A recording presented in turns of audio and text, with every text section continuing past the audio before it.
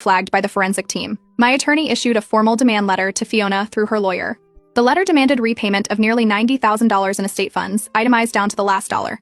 It covered renovation kickbacks, vendor markups, and even a luxury appliance package that had been delivered to her own kitchen. She didn't respond personally. Her attorney filed a counter motion instead, claiming I was hiding funds and requested a freeze on my personal accounts. The judge dismissed it in minutes, calling it baseless. Then came the discovery of a hidden account. The forensic accountant traced several vendor payments to an unfamiliar bank name. After a subpoena, they uncovered a secondary account Fiona had opened under a different business entity. She used it to funnel reimbursements from the estate, disguised as contractor expenses. The balance sat just under $40,000 when it was discovered. That was enough to escalate the case further. The administrator contacted the State Inheritance Oversight Board and filed a formal complaint, listing executor fraud, concealment of financial records, and abuse of fiduciary duty. During that same week, an uncle who had defended Fiona early on finally called.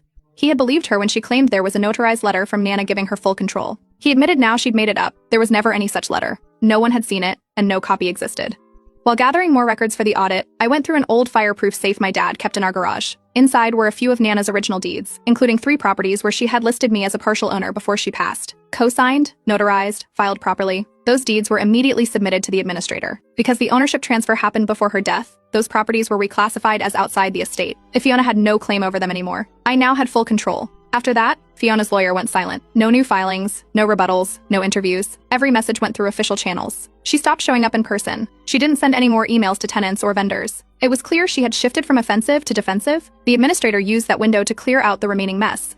Several of Fiona's boyfriend's construction crews were still working or squatting on estate properties. Notices were sent. Work was halted. Tools and materials were removed. The administrator filed to have the company blacklisted from further estate business. The cleanup wasn't loud. It didn't make headlines. But it moved fast. Room by room, file by file, property by property, everything Fiona had touched was being undone. Fiona's attorney sent a settlement proposal through email. The offer was simple. Fiona would walk away from the estate and stop interfering, if she could keep one commercial property and avoid any criminal charges. We rejected it the same day. The administrator filed a formal response noting the ongoing fraud investigation and stating that no portion of the estate would be exchanged in return for silence. With Fiona refusing to cooperate, the administrator escalated. The full audit report, along with forensic evidence and financial statements, was sent to the State Attorney General's office. The recommendation included charges for executor misconduct, falsifying records, and intentional misappropriation of estate funds. While the report was being reviewed, new surveillance footage came in. A hardware chain forwarded video clips of Fiona buying thousands of dollars worth of renovation materials using estate checks, then returning most of the items for cash refunds less than 2 days later. The receipts had been submitted as legitimate renovation expenses. The administrator added the footage to the file being built for the fraud unit. Fiona's business accounts were hit next.